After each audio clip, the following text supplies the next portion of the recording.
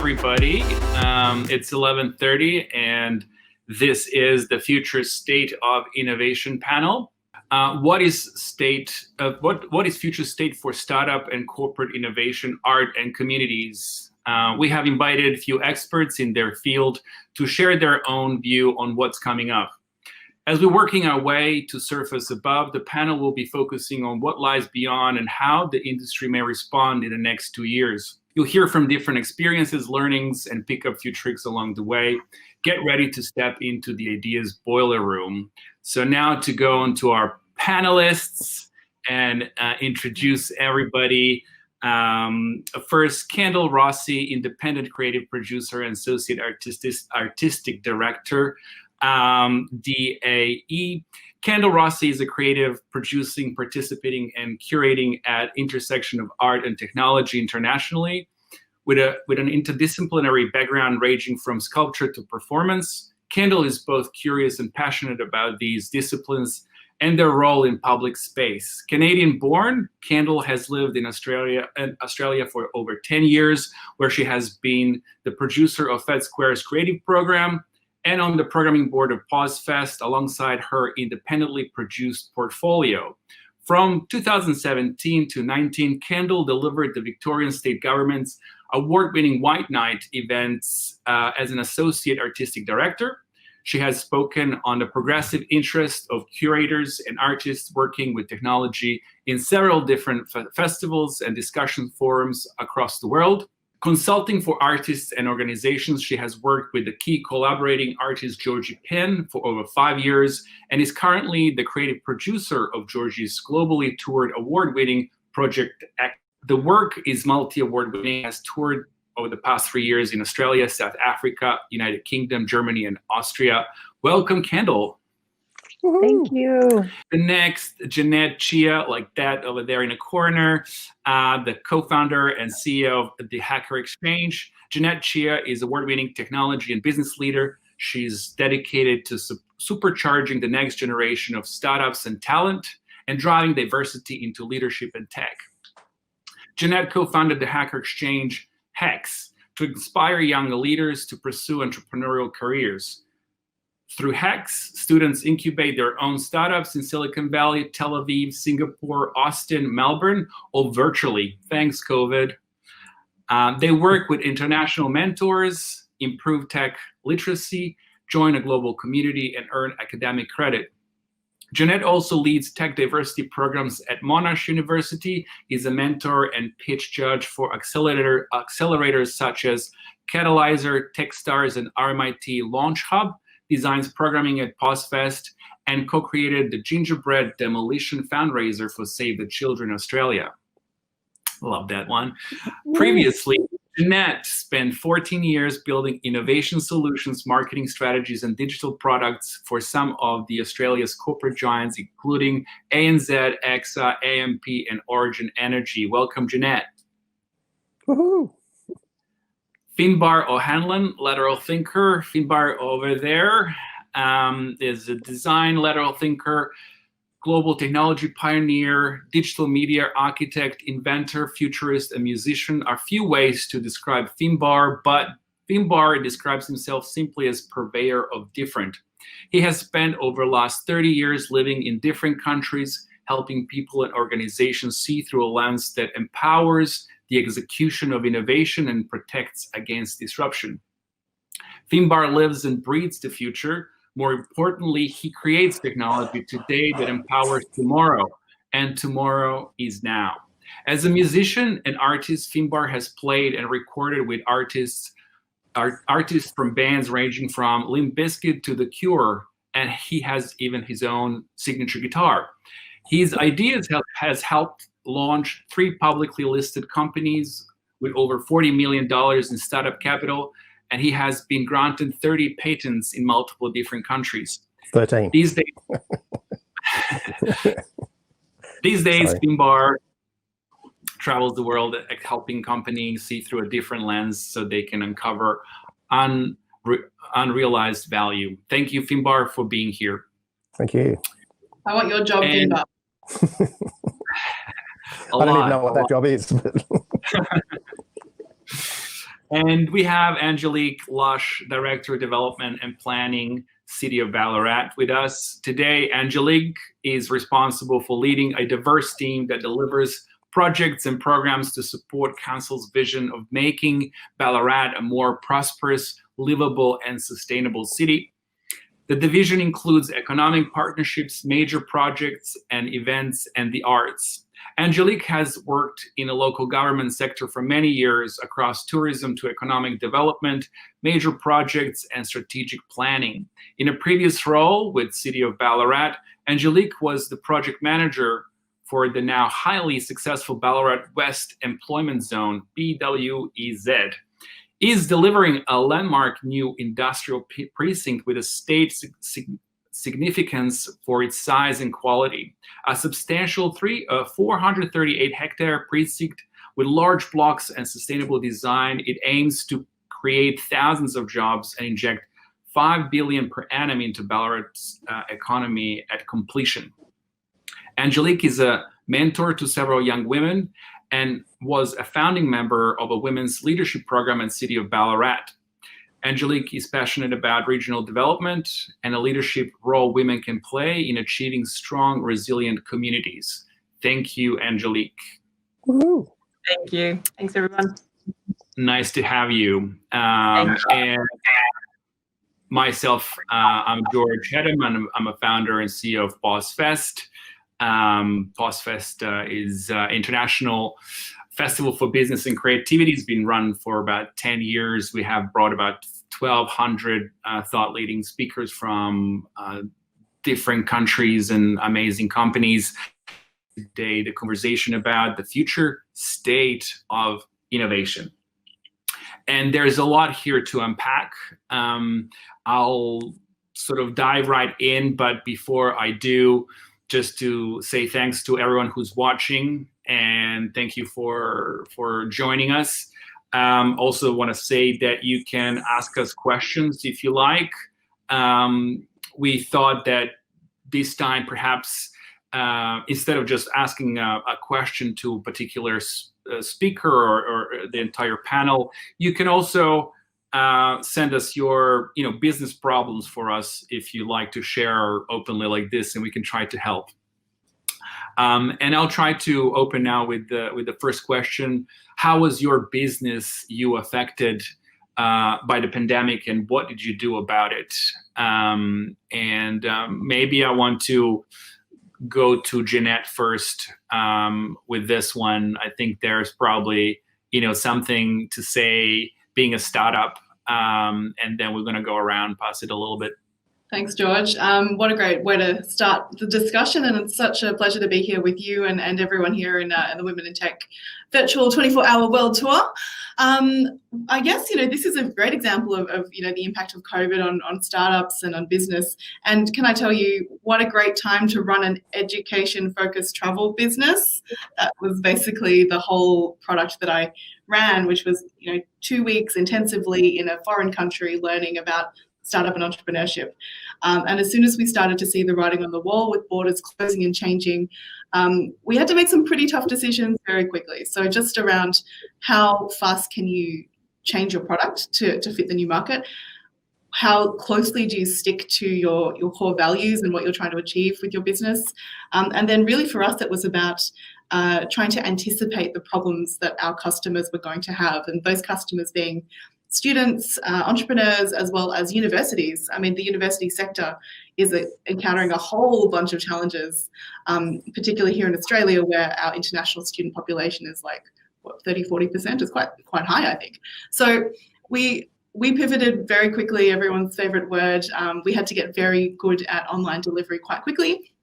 But honestly, George, it's been a really fascinating time because you start to realize you can do things that you could have done all along and you just didn't think about doing them because of you didn't have those constraints. And we've actually, we ran something similar to this. We did 11 countries, 3 days, lots of time zones, hundreds of people dialing in, and you just realize how much more control you have over your message. So I know I think for startups and founders, this is kind of the time where you will either take a break and go into hibernation, or you can really start to find those opportunities. And I think we're aiming for that latter camp, because the first one would bore me too much. But I'd love to hear what you think about all this.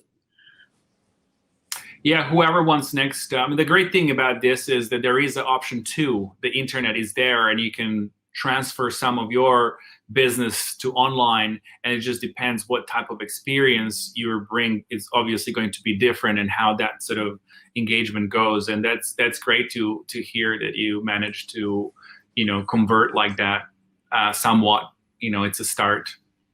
That's right. And you just have to make sure that you don't become another Me Too player in just delivering other online courses, because right now, anyone who's trying to get eyeballs and traction online, there's a plethora of free content out there. So every startup, every business really needs to think about, how am I serving this particular customer with the experience that they expect from my brand, and keeping it quite tight in that space, because otherwise you will just end up being another voice and adding to the noise for no reason. Exactly. Yeah. Exactly. Kendall? I mean, I was just going to dovetail off that for a second and just say that I know a critical conversation I'm having with a lot of artists that are contemplating virtual realizations of concepts is, it's just like anything where you have to think, is this medium correct for what we're trying to express, communicate, the experience?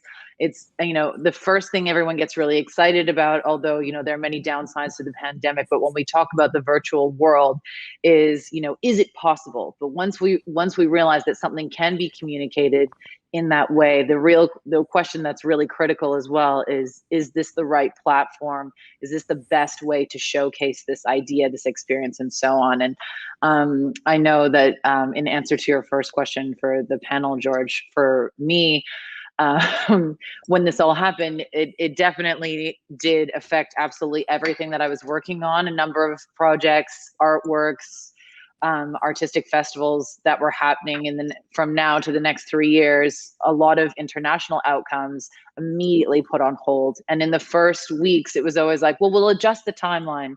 So in anything that goes live, any live event or live artwork, you always take the hit and you go, we have contingency, we're going to work it out. But nobody really understood what was going on. And so at first it was rallying together and so many conversations about how things were still going to happen, but at a later date.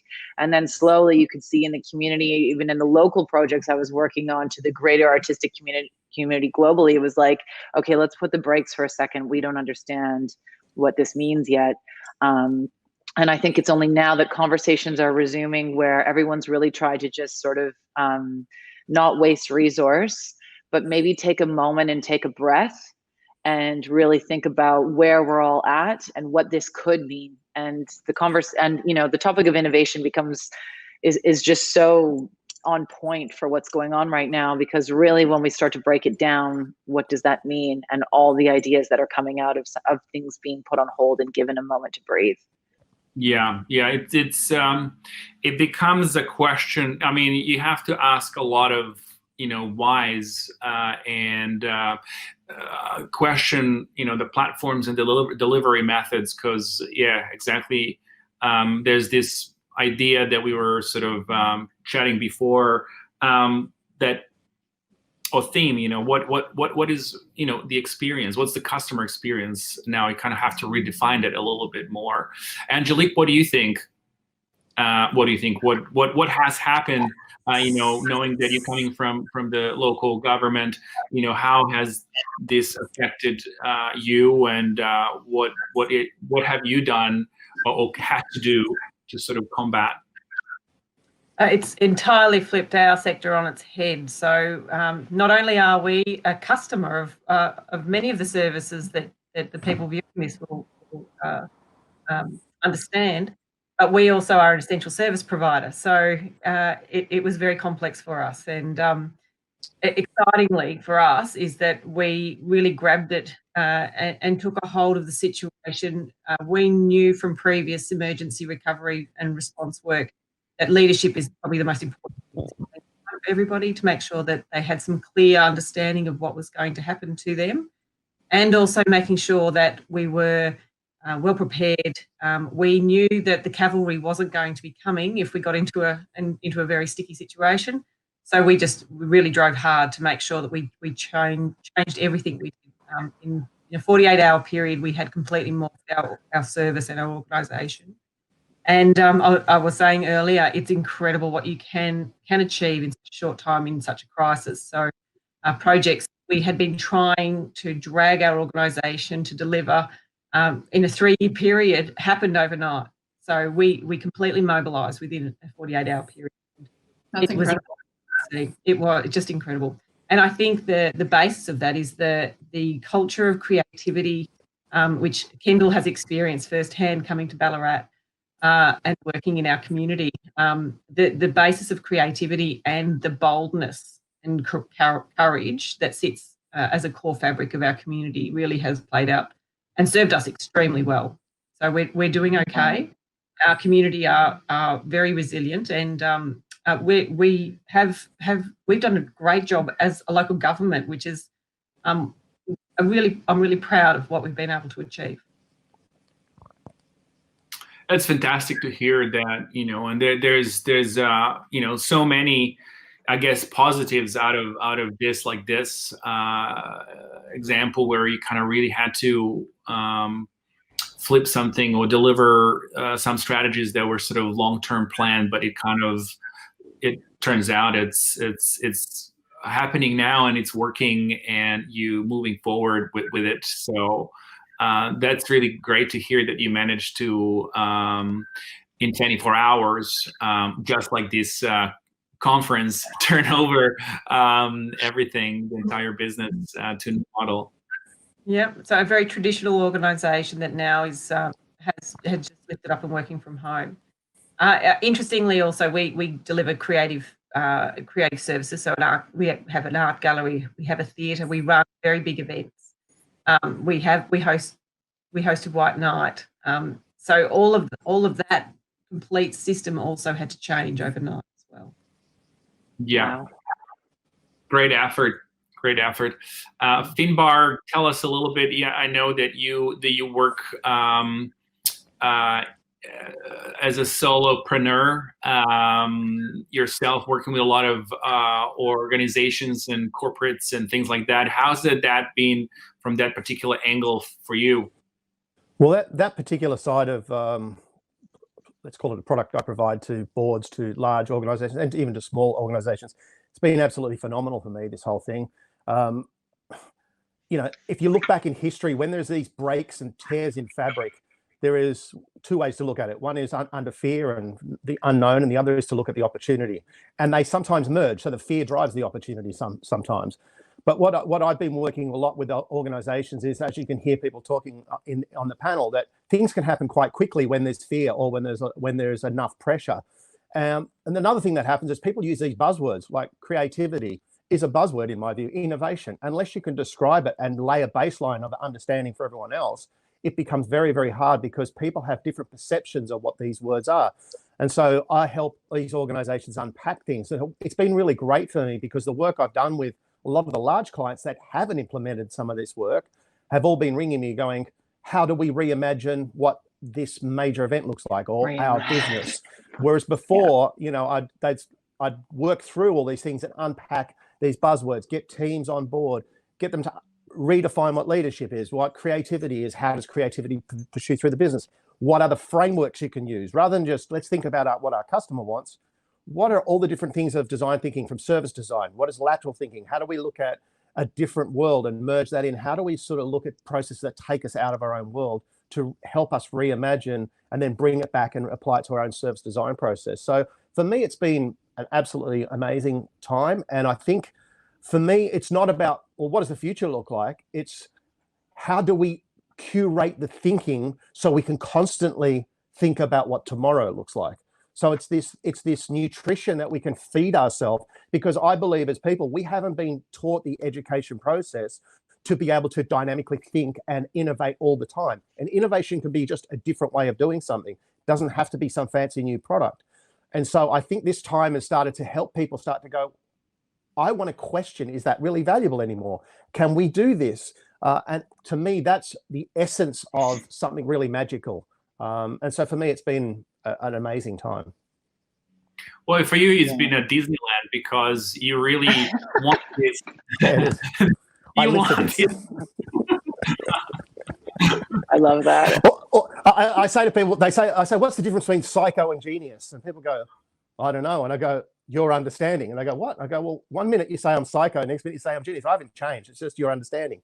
It's quite fascinating, these words and interpretation. I love all this stuff. It's amazing. Yeah. I mean, it's I'm a bit curious, Finbar, just in your experience of this, obviously, because I sort of work in a pretty little niche bracket, but actually to any of the other panelists, one thing that I've found personally is that if you're brought into any sort of like system or process or event or concept, and I hear the word, in the last decade of my career, reimagine a lot, and talking about what, a different alternate method or vision or realization could be. But the one thing that I found in the current climate, which is, a positive thing that's come out of it, that's been beautiful, from top line government stakeholders down through to artists who are doing very, very small ephemeral works.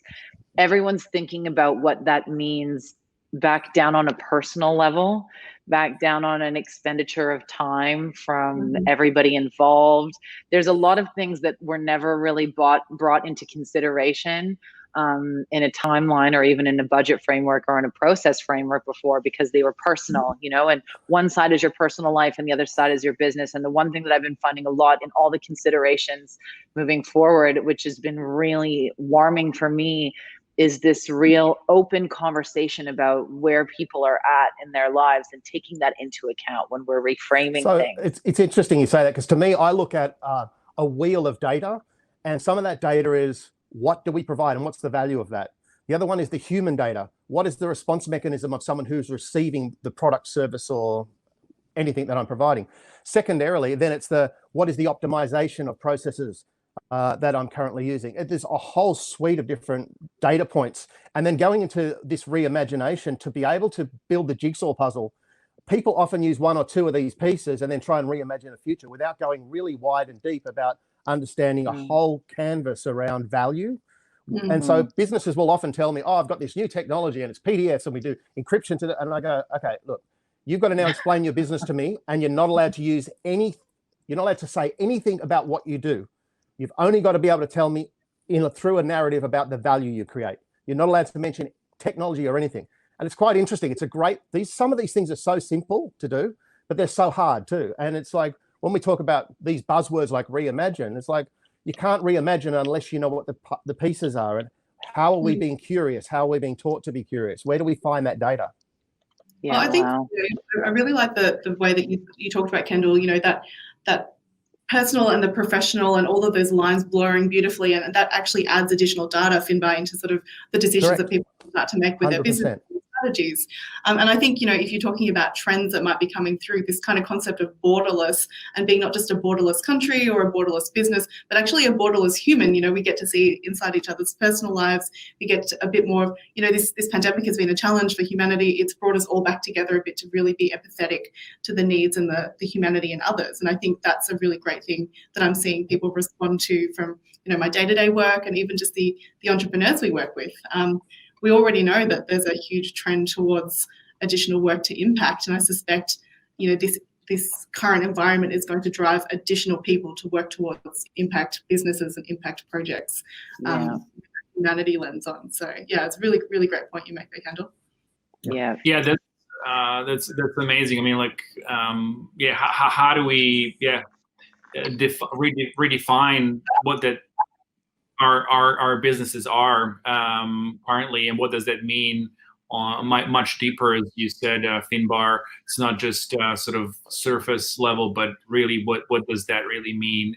To George, to that point, I had an interesting conversation with a CEO the other day about impact, and they're all about impact, and they were like, well, they've got a challenge because they're a commercial business, they've got shareholders, and it's trying to join the dots between getting them to understand the difference between having an impact generating business and then the correlation to being able to drive impact actually drives impact for your shareholders. Through business. They think they're separated, but they haven't gone, no one's actually joining the dots for them, going, look, you're missing the point here. If you generate impact, and that's a trend, that's actually going to generate impact in reverse, rather 100%. Than you trying to hold on to an old model. So it's about where is the glue in these conversations about, well, this joins to that, and that joins to this, and that's the the service journey of all these different conversations and decisions. If you can chart the journey, then you can see the whole, you can see the North Star, and you can see all the connections. And I think that's really important, because people go down rabbit holes around a word like impact. Oh, we're going to do this because it's going to be good for the world. But when everyone understands the impact to all parts of the organization, then it actually gets great traction. So would you say— It's funny. Sorry. I'm just thinking about everything that Finbar's saying, and because of where everyone's situated on my screen, I'm looking at Angelique, and I'm just thinking Angelique's portfolio of, you know, everything that it's encompassing, essential services in that. I'm thinking, because I think for Jeanette and myself and for George, there's a commonality in that thinking. But then I look at Angelique and I'm like, but essential service, like, how do you, like, the impact for you is across, you know, the business health of the entire city, and also the challenge is services. it's not about, but yeah, it's so not. I'm just about interested about, for Angelique. She's such a representation of like where all of those things commonly exist. It must have been pretty mind blowing when that all.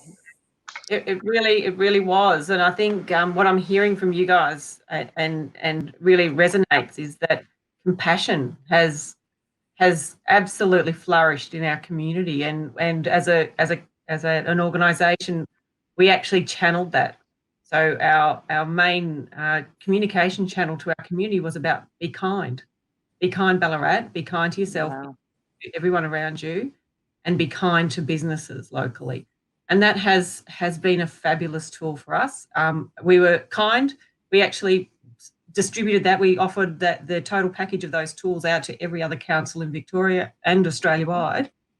There's 13 councils that are using that same tool now in their communities to share that message, and people ran with it, because that's what they all, deep down, they all want a community to live in a society where people think about and care about each other. And I think for a lot of our businesses, that's becoming a mantra for them, for their customers. And I think that's where the value really does sit. People really want to contribute. Yep, great. Yeah, people really want to contribute. I love that comment, actually. It's true. We found a heart. We found a heart, a shared purpose. It's good to clear the perspective, and what Finbar has been sort of saying as well, trying to get people to see a positive side and a deeper side of their business or positive side of the community, and engage in a way that they kind of see the same thing in with a different eyes. So, you know, that those kind of, you know, messages and you know, feelings that people will sort of feel towards businesses or each other is really important. But I wanted to ask another question, since we kind of sort of halfway through the panel. Maybe let's dig a little bit into what the landscape will be 2021, and let's maybe think about what, knowing now what it is, maybe unpack a little bit more what we're going to see more or less in 2021 in terms of business innovation. Is it going to be more innovation, less innovation? Where do you see yourselves in that sort of timeline of from now to 1 to 2 years, let's say, so kind of near future, although it's been sort of set out there that this impact will be holding us 2 to 5 years, but let's see near future, 1 to 2 years, maybe individually or within your industries. What do you, how do you see the impact on innovation? Whoever wants to go first. Well, I mean, mine's pretty easy, because I mean, a lot of what I do, because I work in public space with live events and gatherings of people, I mean, and we're just that prime sweet spot of total crisis. So, you know, what I think is really interesting is that when a process is in place or a system of delivering, you know, oftentimes we feel that is vetted and we don't question it. We follow those regulations because you can't relearn every single lesson on earth. That sucks up your time, and you need money or time to deliver something successfully. So when we follow a process, we can maximize on our time to, spend it in other areas and have greater outcomes. But an interesting thing about what's currently going on is that we are now revisiting the process and the basic rules and structures about how we move the public in and out of a space, what that experience it is. Definitely coming off the back of the pandemic that's going on globally in the next, 12 to 24 and so on months. How do we make sure the public feels safe? How do we re-invite them back into their own community? And how do we ensure that artists are still working and having great outcomes? And how do we keep the industry thriving? So definitely I think, all of it is a challenge, but oftentimes, I think Finbar raised a really good point. I'm just still thinking a lot about it in the back of my mind, which is like, we talk about innovation, but you put that word into different contexts. What does that really mean? And I feel like, definitely for the industry that I'm in, it's kind of a questioning every single thing. From a personal perspective, I generally spend a large proportion of my year on a plane, flying to different sites and making sure that, just checking for our outcomes there. And even on a personal level, I'm starting to rethink, what is flying? So re-asking the questions in every level of how, at least in my business, how we deliver and how we create experience and how we, cultivate and sort of feed and breed these creative outcomes. It's time for, a reevaluation as we relook at things with all the current knowledge we have. I'm excited for what that could mean, and excited to think about new ways to invite people back. Really thinking about like what is flying, for people that spend months and months of a year in another country and many, many, many days, I think all quite regularly. It's just, you start to think about, is that necessary? And then my other part of me goes, well, yes, there is a certain human, cultural, social thing that makes travel and immersion in another experience necessary. But perhaps through art and other ways of expression, there are different ways to bring that to life. So, George, I might add in just some of the thoughts I had around the education and future of work industry for the next short term, because it's going to be such an interesting time. I mean, we already know that some of the tech leaders, like the Twitters and the Googles of the world, are telling their staff, like, you can work from anywhere now basically forever. That is now kind of these new policies that are coming to the fore. They're saying it's return to work, you don't have to, like, just figure it out. And so this basically sets up a whole situation where the talent that's kind of studying and graduating today, they need to start to get used to a whole new way of working, a whole new way of communicating, forming teams, building up their personal brands, their careers. So that's a really interesting challenge for the education institutions who don't generally deliver that kind of training.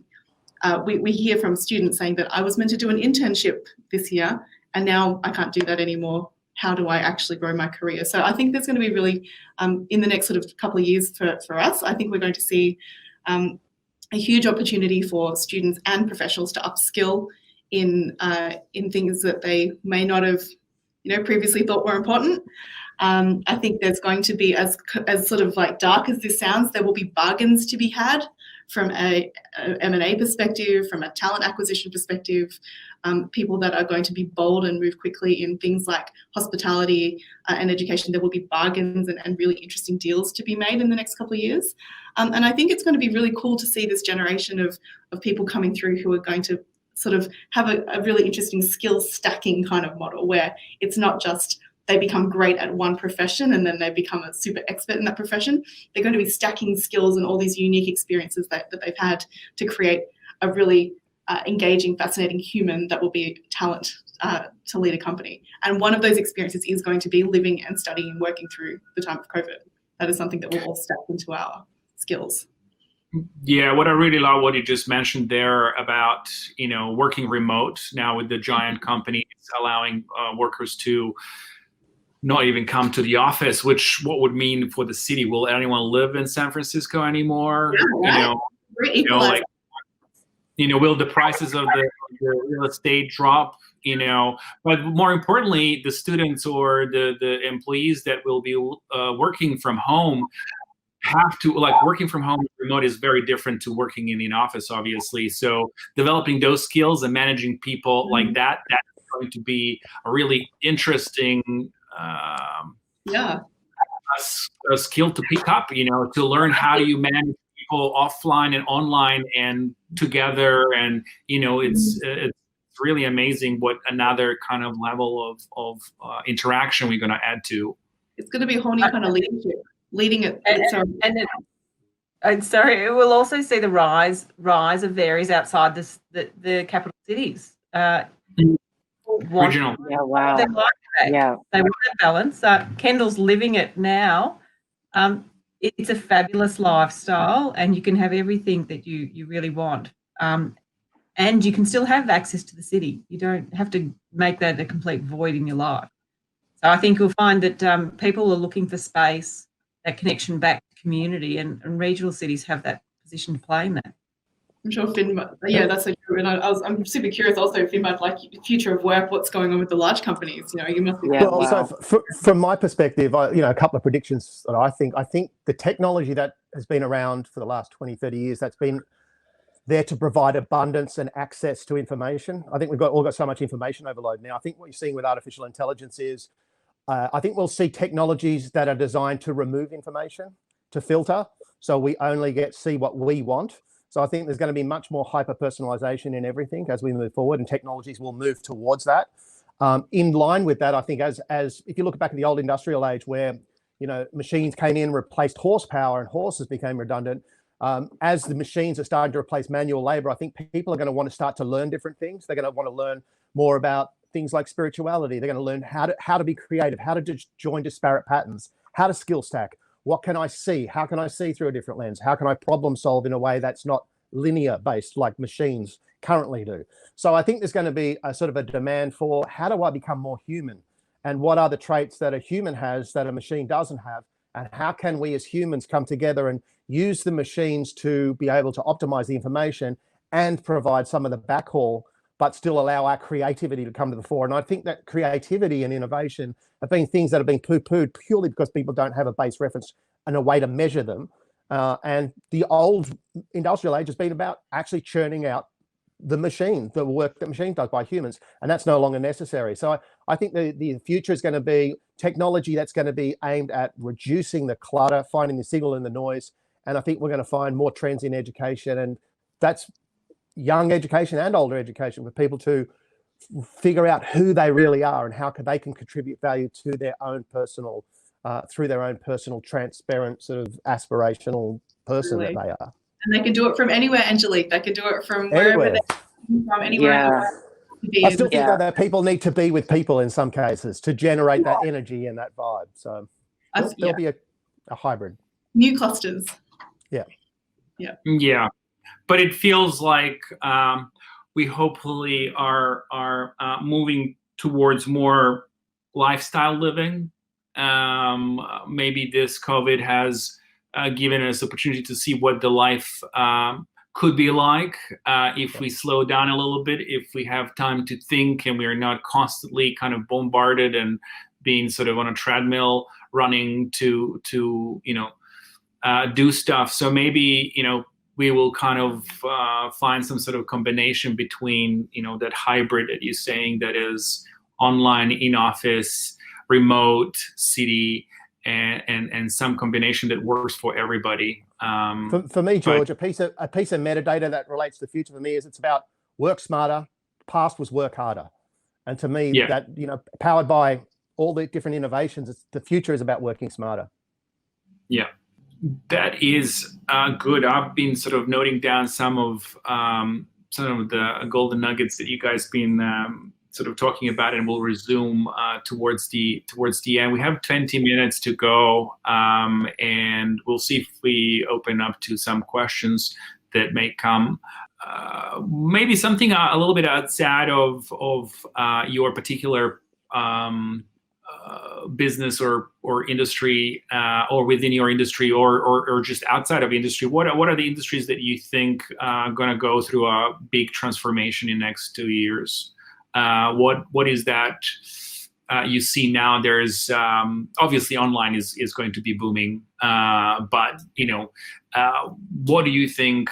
Who are the maybe players or industries or types of businesses that will prosper in the next 2 years as a result of what has happened. Well, Zoom's having a good time. Yeah. But obviously, I mean, travel is a big one we just brought up in this conversation. You know, travel is definitely, I mean, in Australia, we've seen one of the major carriers obviously move into administration, and that's pretty massive in this country alone, but that's something that's being impacted heavily, and I think maybe we're going to see, you know what I mean, some new practice in play and some new ways of moving through that system. It'll be interesting. I mean, I don't know anything about it. I just moved through the system like so many sheep, but I'm keeping my eye on that one for sure. I'm fascinated with what's happening in the US Fed, with what's happening with the concept of cash and money and credit and international currency policies and exchange rates and different cryptocurrencies and security. And it's quite a fascinating concept of what's being ratified over there at the moment and how that might play out to a global economy and the way we actually utilize this thing that we used to crave called money. You know, that to me is going to be really interesting. I'm really watching that one with fervor at the moment. What we understand is it's going to be an interesting staged approach. People want to feel safe. They want to know that where they're going to experience travel particularly is safe for them to go and take their families. So that close to home, going to something that's familiar is going to become really important to people. And then stepping out, once there's a bit more confidence, stepping to the next level. So moving across the borders of the country, and then stepping beyond that. So it will be a slow and steady, I think. However, we also know it's going to the younger markets of travel that are going to move the fastest and furthest. My partner actually works for large airlines in the UAE, and it's been really interesting to kind of observe, you know, I guess from the inside, how their teams are being briefed and what they're being told about sort of, you know, the future of their airlines and the areas that are actually still booming. I mean, the fact that cargo is still like a huge part of the business model for a lot of these large fleets and transport models. And given that we're all, you know, looking to, I think even though there's talk of, you know, all the borders closing for travel, like there's still goods and products traveling around the world. So I suspect we're actually going to see a little bit of like relocalization of things like manufacturing stuff. I think there's been quite a few countries that have quickly realized that their abilities to quickly manufacture things were reduced because of large reliances on other countries. But I suspect that's going to be suspect that's a short-termism kind of view. I think, you know, with the borders opening up again, obviously goods and products are traveling. People will once again want to see and experience other parts of the world. But I think who are the winners? I mean, George, you mentioned online, but let's talk about all of the different kinds of ways that we're going to be supporting life and home life. And that, as you said, Finbar, the split between work and domestic, you know, in how technology is going to help us do that, manage our homes, manage our schooling. You know, the fact and there's a new sort of consciousness about we don't need to sort of hide our lives. And not that was ever strictly the case, but I think that it's an open conversation now. I mean, you're seeing, you know, just on a very practical level, you know, people who are working in the banking system having meetings and their children are running around in the background, which is not a common thing. And I know, you know, 10 years ago, I remember, you know, working at a quite a progressive arts institution, having a conversation about, do we have a place in the office for children? And some people being really opposed to that. And, you know, so now this is just a really simple thing that's coming in. And I think, you know, the interesting thing a trend that I come across in the conversation of art and technology all the time is, you know what I mean? Where does the technology meet our human qualities? And I do think that, you know, when we sort of bring in what makes us more human into anything, it allows us to be more empathetic with each other and it brings in better practice. Mm-hmm. So, I mean, obviously, you know what I mean? I think there'll be different ways in which that's managed. And Jeanette, you were talking about how do we manage an at-home workforce? And that's really interesting. You know, this is a new groundbreaking sort of thing to be considering. But I think allowing more avenues for us to really see each other as human beings, I think, is going to create more kindness. Like Angelique was mentioning, kindness has been the bridge to it. There's a concept called resonance. And resonance is when one energy force feeds into another, and the other one amplifies another and responds to that resonance and then adds to it. And it's that there's an energetic field between people. And when you're working in a dynamic environment with someone that you're in flow with, it's really, really powerful. Yet we're just not studying or learning how to cultivate that. Creative people are sitting in creative arts industries and not working with boards on how do they reimagine governance, because they can see the patterns and they can see through a different lens. And this is some of the work I do. I'm a creative, but I'm working, and I just see there's going to be more people, there's more avenues for the fusing of different skill sets that are completely diverse to come together to sort of help. Where in the past, these people never would have worked together because they go, well, that's not business. But when you can start to see what it looks like when you put it together, you can actually start to see some immense value. I think that's part of that human connection and skill sets. Yeah, and just even the value in just super quickly, like the value in the way that people think differently. We've heard stories about students that were failing school typically, but are now thriving in a digital environment because... It's me. We students that they're now thriving in a digital environment because they have a different kind of learning. And I think it's a really interesting study of like the celebration of neurodiversity and how we can bring all those pieces together, to create a team that might be completely unexpected, but to create some really, really interesting things. So that's like, I'm really unexpected is where the magic happens. Yeah. So from our point of view, the importance of the arts and the creative sector, this is the time that it's come to a fore, because one, they've been hit the hardest, one of the hardest sectors hit by the pandemic. But two is, gosh, we'd be absolutely lost without those creative people coming and helping and supporting us during this time. We've drawn on that creative power in our community over and over and over again over the last few years. Well, you were just saying that you've employed someone on your team who you would have normally never done, right? That's right. So we have taken a really different approach to creativity in our city. We actually have put it at the centre of our entire economic program. So our strategy is actually driven by our creative piece. And it really shows. It shows. It is incredible. Yeah. I love hearing that. As the leader of our economic development area of council, my ambition is to make creatives have a sustainable income. Councils, are you hearing this? This is amazing. I know. Worldwide government announcement. I know. Breaking news. So I use every tool I've got available to me, every procurement I undertake with my team, and I've got a very large budget. I ask the question every time: how are you introducing creativity and supporting creativity in this? Amazing. Yeah. And like an example of that impact that we talked about before, sort of using the things that you have in your arsenal for the impact that you can create. And it doesn't always just have to be like charitable kind of impact. Like creativity can bring in so many different facets. And we're getting triple benefit from it. It's actually called the thing we're getting, the beautiful pieces that are coming forward as a result, the joy that it's bringing to our community is incredible. That's so cool. Amazing. That's great. And it's inspiring everyone else in the community as well. So not just internally, but as actually external, it's the full kind of loop. So that's great. Well, there you go. You asked the question about innovation in the future. There it is right there, happening. Definitely. Yeah.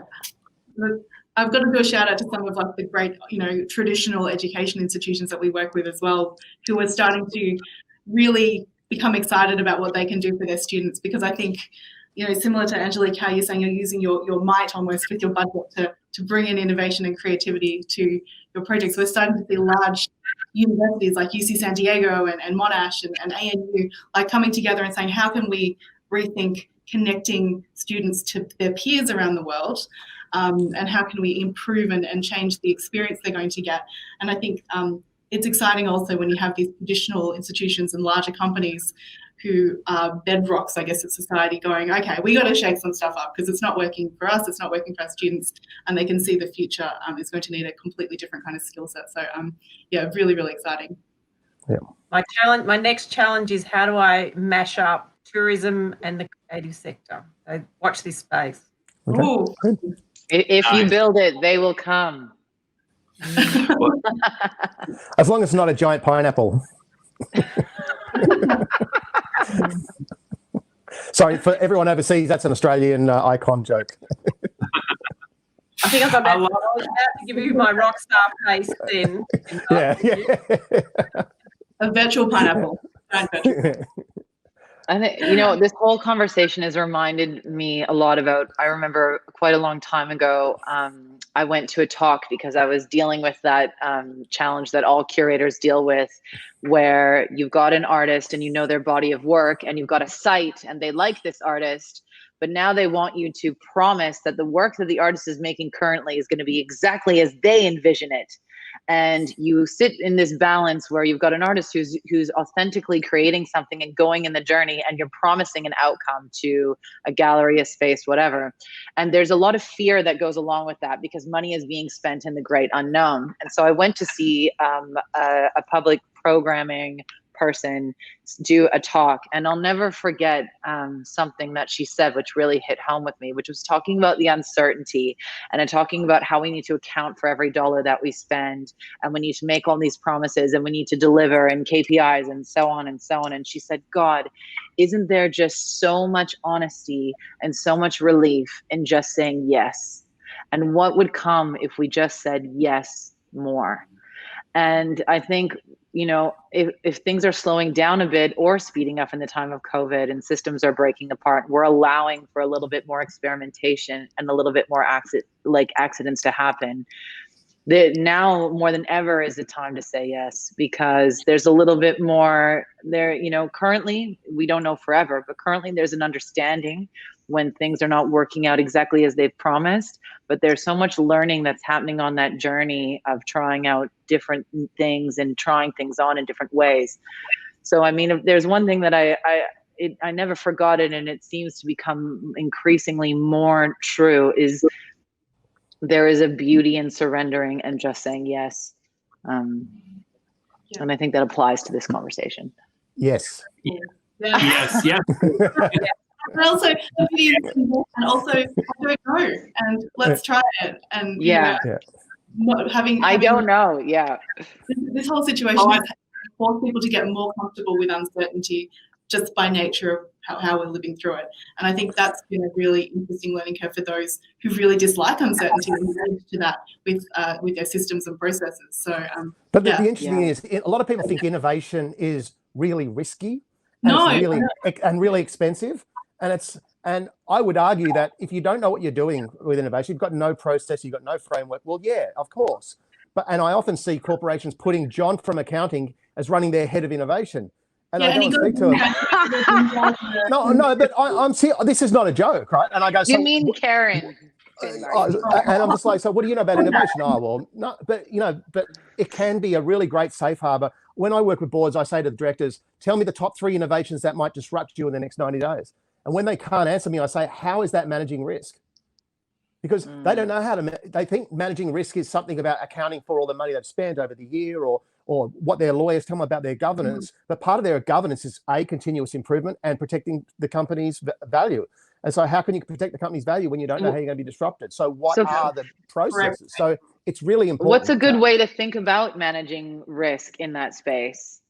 Well, a good way to look at managing risk is to have people on a audit and risk subcommittee, or to have a group of seasoned experts who can provide forward-looking vision, who know market trends, market analysis, who's doing what, to provide that intel back to a board on a board report, so they can make an informed decision knowing a whole heap of different factors. We talked earlier about knowing what the artifacts are. If you don't know what the future artifacts are, you can't make an informed decision, like in good conscience, knowing that you're going to steer the company with goods into good strength and good value.